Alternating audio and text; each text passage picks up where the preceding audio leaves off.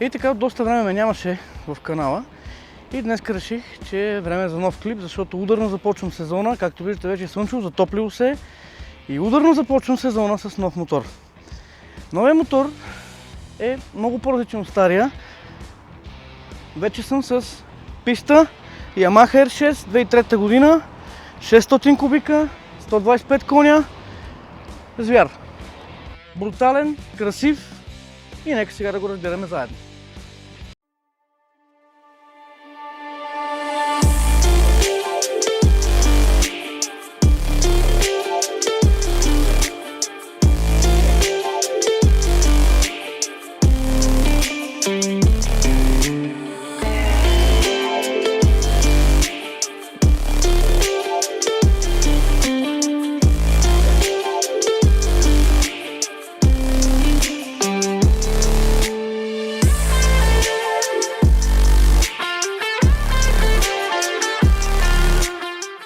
И така, това е мотора.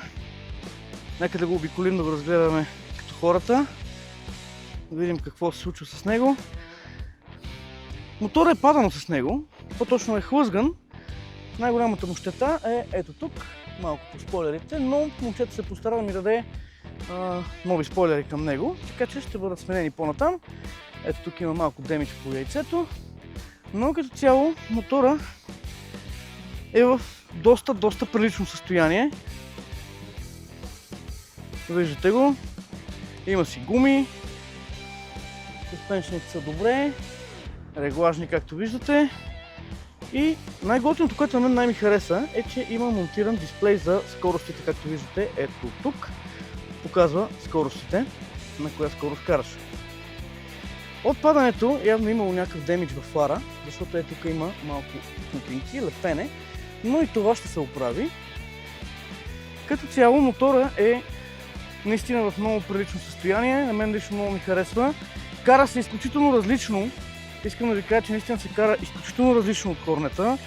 Няма абсолютно нищо общо.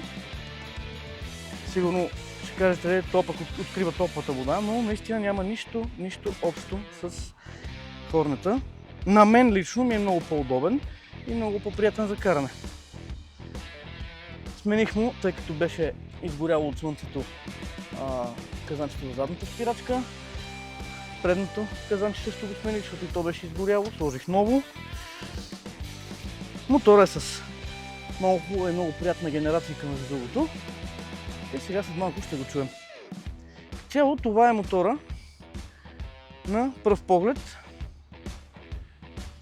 И вие в коментарите може да кажете какво мислите, дали добре съм се спрял, дали моделът е окей. И да ми дадете някакви насоки, слаби места, какво да очаквам и какво да не очаквам от него. Общо взето. А сега нека го чуем къде звучи. И сега нека го запалим, за да го чуем.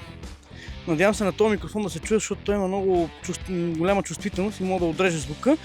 Но ако не, ще ви го пусна от камерата.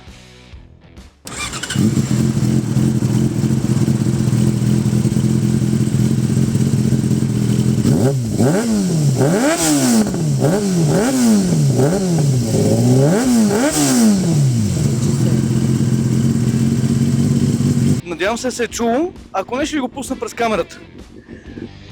И ако този клип ви е харесал, лайквайте, абонирайте се и шибайте камбанката, за да не изпускате още видеа за пистовия мотор.